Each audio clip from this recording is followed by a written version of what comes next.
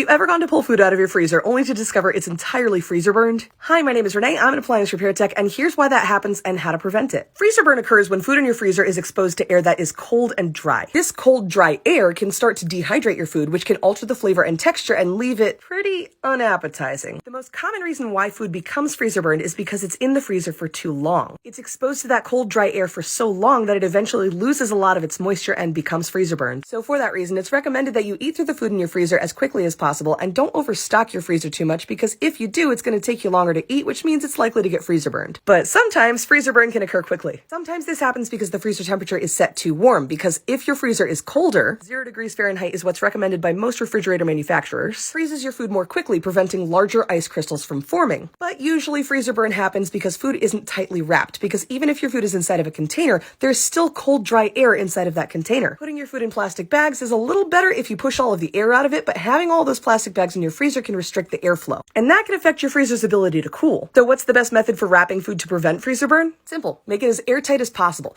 Vacuum sealing is generally the best option because when done correctly, it's completely airtight. But if vacuum sealing isn't an option for you, wrapping your food in multiple layers of plastic wrap, wax paper, or tinfoil, and then putting it into an airtight container works pretty well too.